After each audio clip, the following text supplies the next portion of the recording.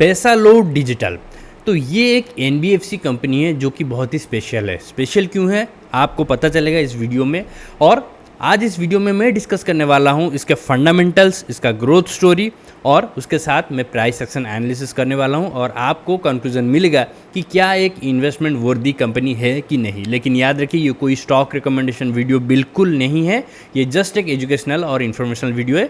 अपना buying selling decision आप खुद ही लीजिए और मेरे दिए गए एनालिसिस को आप यूज़ कर सकते हैं एज एन एडिशनल इन्फॉर्मेशन। ठीक है, तो चलो स्टार्ट करते हैं।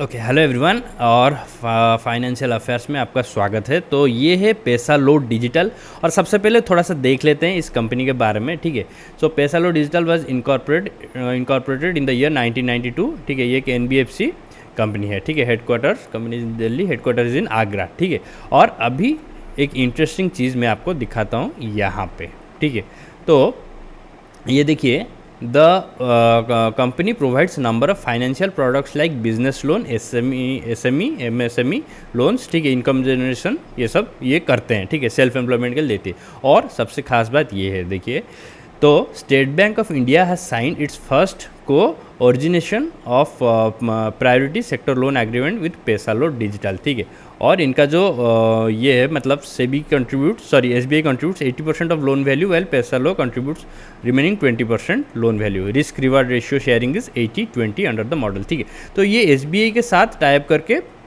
लोन दे रहे हैं 80-20 रेशियो में। और किन किन को दे रहे हैं यहाँ पे ये मेंशन्ड है। ठीक है, तो आप इसको खुद से चेक कीजिए। ये जो फंडामेंटल जो मतलब बेसिक इन्फॉर्मेशन जो दिया गया है आप चेक कीजिए, फिर आपको पता चलेगा। तो छोटे से छोटे लोन से लेके बड़े लोन तक ये देते हैं। ठीक है, 10,000 से लेके यहाँ पे 5 करोड़ तक ये लोन देते हैं। ठीक है, तो ये एक एनबीएफसी कंपनी है। अभी चलते हैं देखते हैं कि ये ईयर ऑन ईयर ग्रो कर रहा है कि नहीं। ठीक है, जो कि बहुत ही इंपॉर्टेंट है।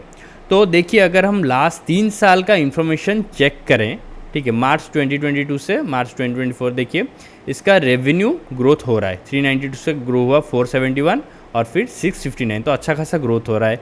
फाइनेंसिंग प्रॉफिट 110 से बढ़ के हुआ 134, फिर 244, तो बहुत अच्छा ग्रोथ हुआ है स्पेशली लास्ट ईयर में। ठीक है, 2024 जो ईयर है उसमें ग्रोथ है, मतलब 2023 से 2024। ठीक है, फाइनेंसिंग मार्जिन 28% से 28% ही था मतलब 2 साल तक, फिर 37%, बहुत ज़्यादा बढ़ गया लास्ट ईयर। ठीक है, तो ये एक और भी अच्छी बात है। और अगर हम देखें अर्निंग पर शेयर तो वो भी अच्छा खासा ग्रो करा है, 0.90 से 1.04, फिर 1.99, जो कि ऑलमोस्ट हुए। तो ऑलमोस्ट यहाँ से यहाँ ये अर्निंग पर शेयर इसका ऑलमोस्ट डबल हो चुका है, जो कि अच्छी बात है।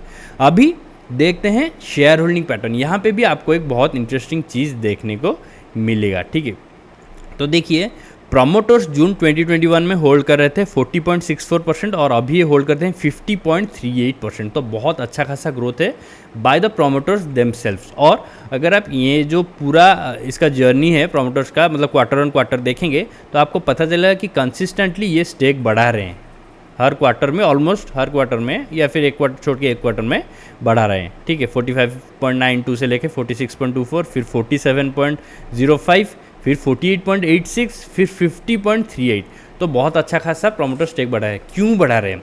क्योंकि ऑब्वियसली प्रोमोटर्स को इस स्टॉक के ऊपर बहुत ज़्यादा कॉन्फिडेंस है, भरोसा है कि ये एक अच्छा परफॉर्म करेगा, फ्यूचर में इनको अच्छा रिटर्न देगा, इसीलिए ही वो स्टेक बढ़ा रहे हैं। और अगर हम देखें तो पब्लिक होल्डिंग ऑलमोस्ट सेम है, 21.19 और 21.68 ऑलमोस्ट सेम है। यहाँ पे डीआईज का होल्डिंग और एफआईएस का होल्डिंग भी बहुत अच्छा है, 15% और 12%, जो कि बहुत ही अच्छी बात है। और चलो देख लेते हैं एफआई डीआईज का मतलब कौन कौन से मेजर फंड्स इनको होल्ड करते हैं। तो ये है एफआईज के कुछ मेजर फंड्स, और डीआई में जाएँ तो SBI life insurance and company, LIC, state bank. ठीक है, तो ये सब होल्ड कर रहे हैं स्टेक इसमें, और एसबीआई लाइफ इंश्योरेंस इसमें अभी 10.09% स्टेक होल्ड कर रहे हैं, तो जो कि बहुत बड़ा स्टेक है। ठीक है, तो ये स्टॉक फंडामेंटली बहुत ही कॉन्फिडेंट लग रहा है, और इसका बिजनेस मॉडल जो मतलब बिजनेस जो बेसिक्स है वो सब कुछ सही लग रहा है। अगर आपको इसमें इन्वेस्ट करना है तो मैं सजेस्ट करूँगा आप इसके बिजनेस मॉडल और ये सब में डिटेल एनालिसिस कीजिए। ठीक है, फिर आपको कॉन्फिडेंस मिलेगा कि इसमें करना है कि नहीं करना है। अभी चलते हैं इसके प्राइस एक्शन पे। तो प्राइस एक्शन क्या कहता है? तो देखिए प्राइस एक्शन की बात अगर हम करें तो ये जुलाई 2023 से अभी जो हाईएस्ट गया है 99 ऑलमोस्ट 100 के आसपास, तो एक बहुत बड़ा रैली दे चुका है एक साल के अंदर। तो जुलाई अभी होने ही वाला है, तो देखिए यहाँ से यहाँ तक ये एक बहुत बड़ा रैली है, 319% के आसपास, 320% दे दिया एक साल से कम समय में, 8-9 महीने में, और उसके बाद फिर से नीचे आ गया। तो अभी हमारा काम ये है कि हम चेक करेंगे ये जो रिट्रेसमेंट हुआ है क्या ये एक इम्पोर्टेंट क्रिटिकल लेवल पे हुआ है कि नहीं। तो मैं यूज़ करने वाला हूँ फिव रिट्रेसमेंट।